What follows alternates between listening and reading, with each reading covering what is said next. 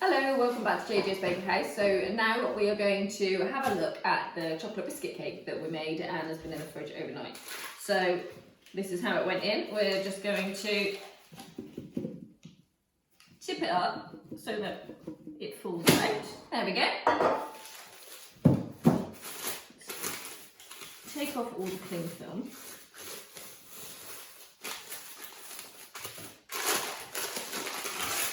And all this parchment paper would just fall away really easily. Actually makes it quite smooth around the outside itself, so that's good. There we go. So that is our biscuit cake. So having the parchment paper has actually made the sides really smooth anyway. So if you wanted to, we can make some ganache, which we'll do in a minute, and that will just finish off the bottom part.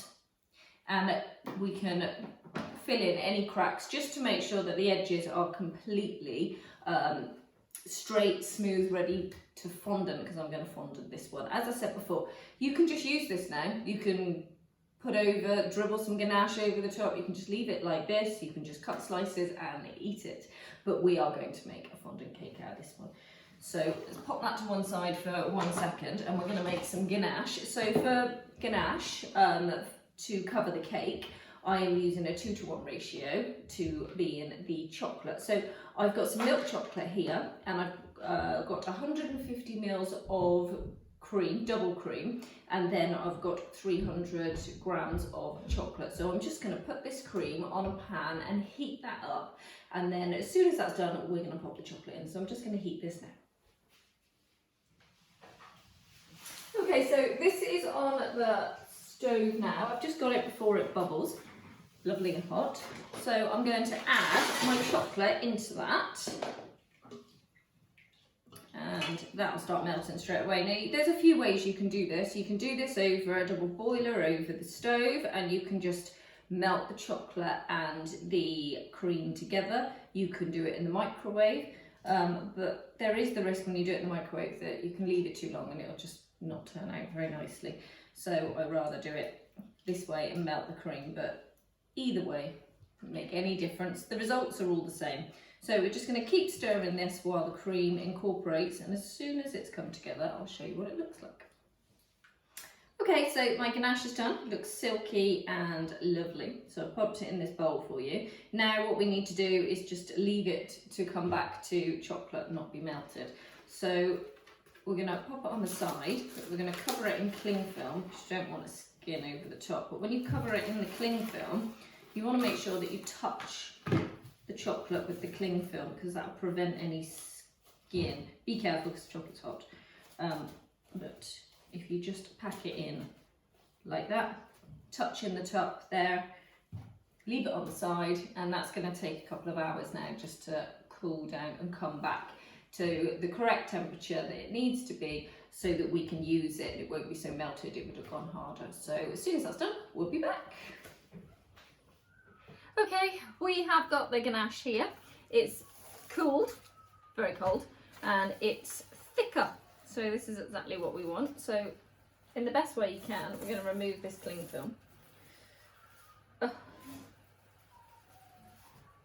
There we go. Try not to make too much mess. So the top of this cake here, the way we did it, is really smooth. So I'm not overly concerned. Sorry about the noise though. So I'm going to flip it over, and we're going to get into these bottom edges here.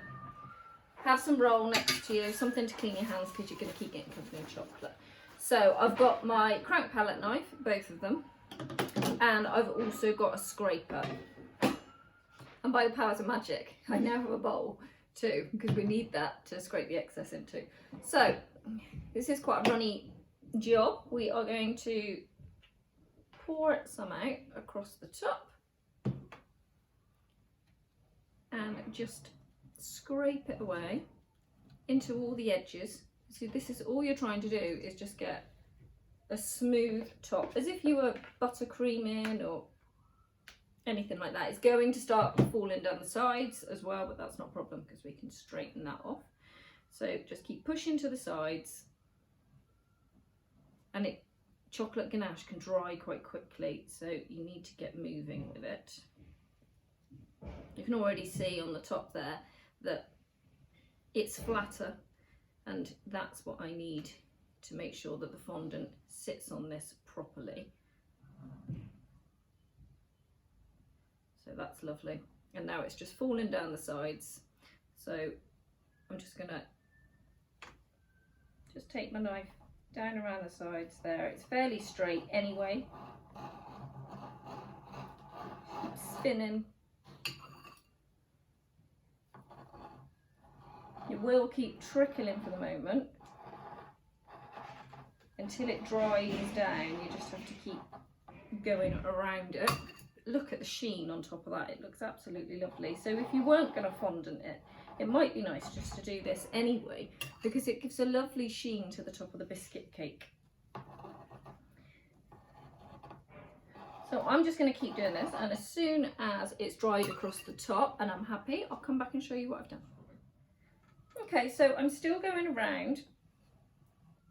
It's drying. I gave it a chance to dry every now and again, but I'm still getting these divots come through, which is quite annoying. Now I can keep going like this, waiting for it to dry, scraping, waiting for it to dry and scraping, and that is a way you can do it, but I haven't got much patience, so I don't want to do that. So what I've done is I've got a roll of acetate here, and this is brilliant stuff for making cakes, keeps it all secure, and I am just going to put this around the cake. It sticks to the chocolate straight away anyway. Lovely. And all the way around this side, making sure it's quite tight there, which it is. Just got a little bit of sellotape, which is fine to use because it's not touching the cake in any way. And then you can pour over some more of the ganache and push it into those corners there where you want them. And this is going to stop it from sliding down the sides and stop a lot of that work. So you're going to get that super sharp edge on the ganache there. Perfect for doing your fondant with minimal fuss and a lot less time, which I love. So this needs to go back into the fridge now. That's a perfect flat top, be beautiful sharp edge on that when we peel it off. That can go back into the fridge now to set for about an hour, hour and a half, and then we'll peel it off and it'll be ready to fondant. So see you in a bit. Okay, so I've taken it out of the fridge. It's been in there for a couple of hours. So I'm going to peel this off gently. It's still a little bit wet, but we can solve that with my palette knife. So take my palette knife and just smooth it around. And then we're going to put the fondant on. So that's lovely. I'm happy with that. Okay, so lift up my fondant and over the top.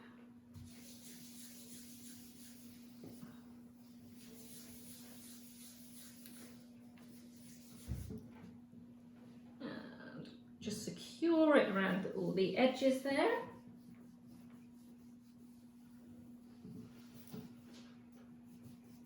It doesn't pull down once you get the edges on. And you're nearly there. This isn't the tallest of cakes, so it's actually not that difficult. Just pushing it in till you get right down to the bottom.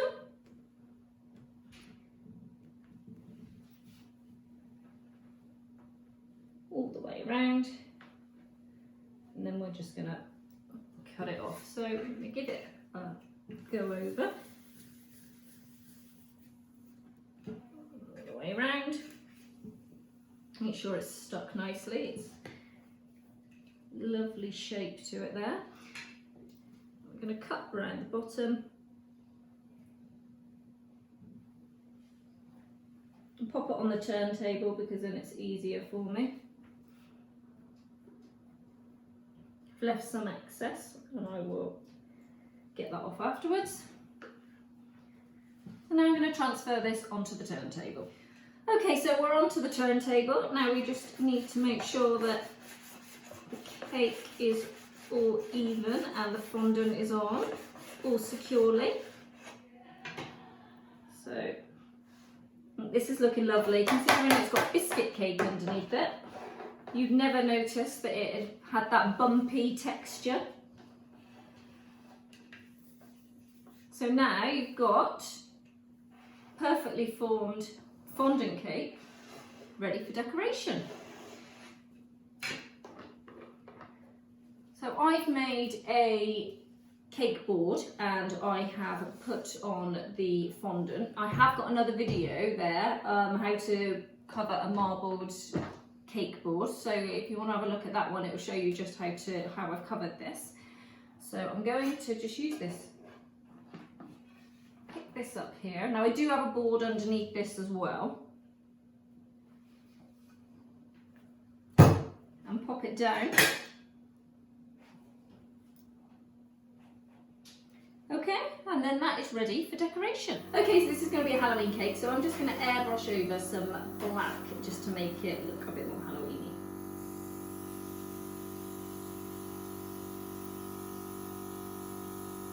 Okay, so my theme for this cake is going to be it's more sinister unicorn cake, so it's like a Halloween unicorn style. So I've made these toppers. There is a video for this topper. If you want to have a look at that, you can go onto my channel and see how I made this one. So now I'm just going to pop these all on. So as you can see, I've got a tree and I've got my unicorn. Then I've also got a rainbow there as well, which I'm going to put on in just a second. So the pumpkin. And we've got some glorious rats as well, just to really make it disgusting. Okay, so I have just put some grey ribbon around the bottom here and around the join there as well, just brings it all together a little bit more. So this is my unicorn Halloween cake. I hope you have enjoyed this decoration. Don't forget there's also the tutorial for the chocolate biscuit cake that's underneath as well. Enjoy! Happy Halloween!